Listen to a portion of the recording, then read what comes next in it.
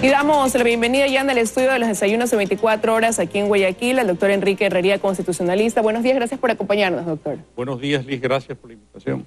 Bueno, como ya lo decíamos, el Consejo de Participación Ciudadana Transitorio pues ratificó esta decisión de cesar a los 9 jueces de la Corte Constitucional. Y ahora la pregunta es, tras esta decisión y haciendo ya un análisis del contexto y de lo que motivó al Consejo a aplicar esta resolución, ¿qué factura nos deja el hecho de haber tenido esta Corte integrada pues de esta manera durante tantos años?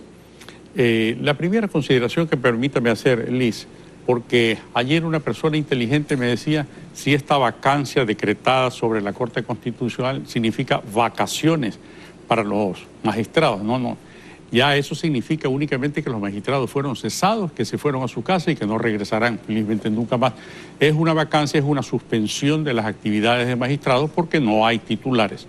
La primera consideración que creo que es menester hacer es que según la Constitución ecuatoriana, la Corte Constitucional es el máximo órgano de administración de justicia. ¿Y por qué razón es el máximo órgano de administración de justicia? Porque está en capacidad de revisar incluso las decisiones de la justicia ordinaria. Estamos hablando de los magistrados de la Corte Nacional de Justicia. Por lo tanto, es de una enorme importancia. Yo creo que es el centro neurálgico de la administración de justicia y, por qué no decirlo, uno de los pilares fundamentales de la democracia. Por lo tanto, sí, quienes ejercieron durante los 10 años del Correato estas funciones no supieron entender la importancia para la democracia, para la seguridad jurídica, para el bienestar de los ciudadanos, de toda la colectividad, del desempeño de sus cargos.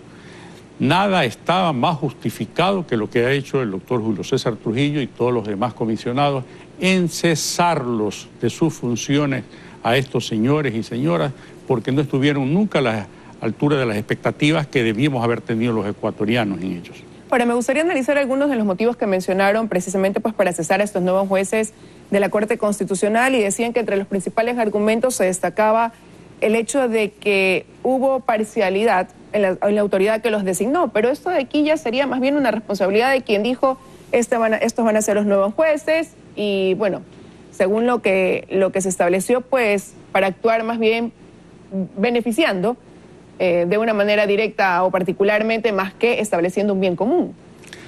Una de las que más está establecido constitucionalmente, una de las cosas que son los principios fundamentales de toda administración de justicia es el principio de celeridad.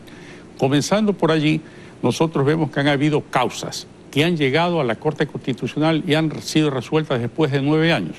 Fíjese, le pongo un ejemplo. Las acciones de protección, acción ordinaria de protección. ¿Qué es la acción ordinaria de protección? Es un recurso ágil, de gran celeridad, para prevenir o para remediar daños a derechos fundamentales. Eso se presenta ante un juez cualquiera de la justicia ordinaria. Todavía hoy día se lo puede presentar, aunque no haya Corte Constitucional. La única posibilidad que tienen de apelación es ante la Corte Distrital, pero se les ha ocurrido en la Corte Constitucional que permitan sobre ese recurso ordinario de protección, que solamente tiene una posibilidad de apelación, presentan acción extraordinaria de protección. Ese recurso ágil, inmediato, para prevenir o reparar daños a derechos fundamentales a veces se resuelve después de 9 años. Imagínese usted, en muchos casos han fallecido las personas que presentaron esos recursos. Por lo tanto, no ha cumplido sus obligaciones. Pero no solamente eso, esta Corte Constitucional ha deformado, para no decir ha pervertido, una serie de principios constitucionales.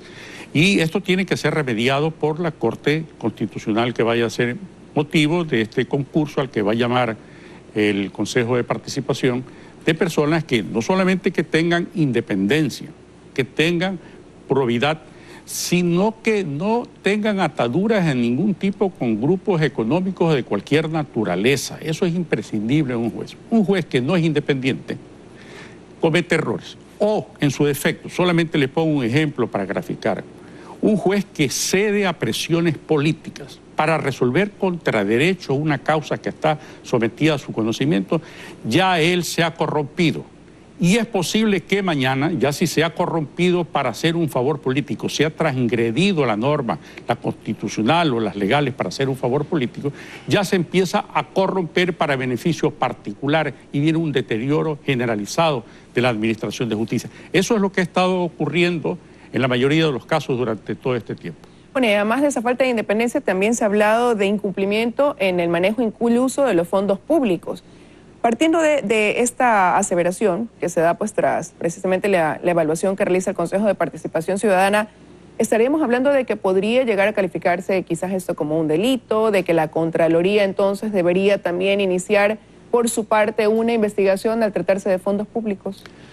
Yo ya me estoy haciendo viejo y me estoy haciendo más viejo todavía en el ejercicio profesional. Y por lo tanto he podido ser expectante y además protagonista de la historia judicial del país. Nunca he encontrado que haya existido jueces, particularmente tribunal o corte constitucional, que sean investigados por enriquecimiento ilícito, que sean investigados por lavado de activos. Es una cosa gravísima. Entonces, frente a los defectos, a la incuria, a la negligencia que han demostrado en ejercicio de funciones, allí existen jueces que están siendo investigados por la justicia ordinaria por haber cometido infracciones dolosas, por haber cometido delitos. Esto vende una imagen muy mala del Ecuador hacia el mundo, porque lo que estamos viendo nosotros es que esos jueces que son los depositarios y también los custodios de la seguridad jurídica, de los derechos ciudadanos, han estado cometiendo una serie de cosas realmente reprochables. Ahora, usted ya se adelantó quizás a responder en parte esta pregunta que le voy a hacer al inicio de esa entrevista, y era hablar de lo que implica esta decisión de dejar en vacancia a la Corte Constitucional por 60 días. ¿Qué puede implicar esta decisión? El hecho de no tener una Corte constituida con el número de jueces competentes. No significa absolutamente nada malo. En el año 2005 los ecuatorianos recordarán que por los problemas políticos se cesó al Tribunal Constitucional y a la Corte Suprema, que se llamaba en ese tiempo de justicia. Casi un año estuvimos sin sistema de justicia del alto nivel y no ocurrió absolutamente. Se retrasaron los trámites. No es deseable que se retrasen los trámites, pero frente a la crisis que estamos viviendo, creo que es indispensable que se haya decretado esta suspensión de actividades de magistrados de la Corte, porque la Corte Constitucional sigue recibiendo todas las causas que se propongan. Lo único que va a ocurrir es de que no va a haber el despacho, porque hizo bien también el Consejo de Participación en declarar una suspensión de plazos y de términos de los que transcurren para resolver las causas. Entonces, no va a ocurrir absolutamente nada. Pero otro de los argumentos fue precisamente la cantidad de causas represadas. Se hablaba de más de 10.000 demandas que no habrían sido procesadas, y ahora a quienes se conviertan en los nuevos jueces, que seguramente serán designados después de este plazo de 60 días, les va a corresponder no solamente evacuar eso que tuvo pendiente la Corte anterior, sino todo aquello que durante estos 2 meses surja también. Entonces, ¿no se correría quizás el riesgo de caer en lo mismo que cayeron los jueces hoy cesados? No, lo único que va a tener la nueva Corte Constitucional y esos magistrados que vayan a ser designados es una enorme carga laboral. De allí que resulta importante la experiencia de quienes vayan a ser designados para que puedan resolver con toda la celeridad que demanda los casos que sean puestos a su conocimiento. Yo creo que además es importante. ¿Por qué razón? Porque el artículo 210 de la Constitución dice que quienes estén en funciones, en este caso de estos órganos, no pueden participar para ser designados a futuro.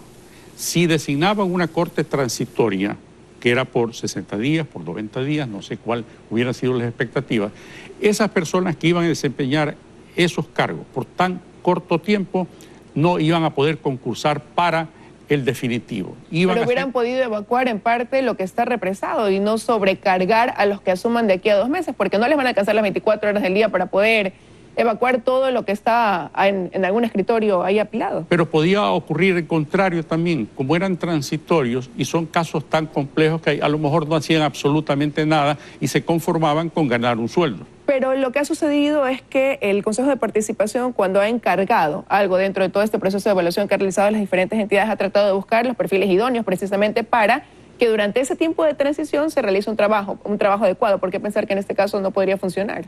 Yo no desmerezco todas las instituciones públicas y particularmente las que están siendo reformadas, pero creo que por la importancia que tiene la Corte Constitucional, creo que es el centro neurálgico de la democracia ecuatoriana.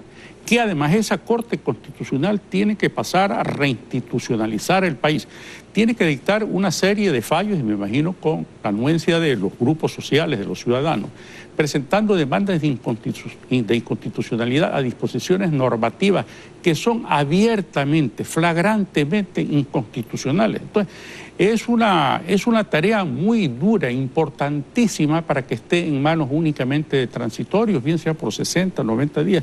Reitero, yo creo que ha hecho muy bien, no solamente que es una decisión prudente, oportuna, sino que aparte también es constitucional esperar estos 60 días para llamar a un concurso que definitivamente designa a los nuevos magistrados.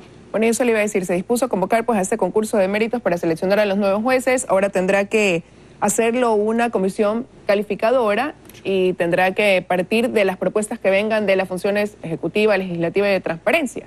Y ahí, ¿cómo tener la garantía de que efectivamente quienes sean los nuevos candidatos a ocupar estos cargos de jueces cumplan con la probidad que usted mencionaba y con ese perfil idóneo que garantice un cambio en el rumbo de la aplicación de la justicia? Vea, creo que los 10 años del Correato nos han hecho madurar a los ecuatorianos en general. Aspiro que los haga madurar también a los políticos.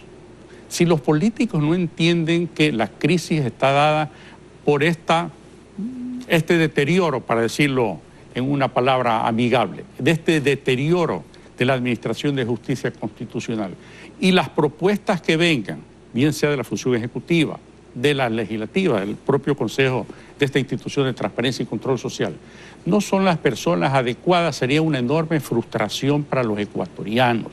No es posible que se siga jugando con intereses políticos o de amigos. Es decir, a un abogado amigo mío desempleado yo lo pongo en esta nómina para que vaya a intentar ser magistrado de la Corte.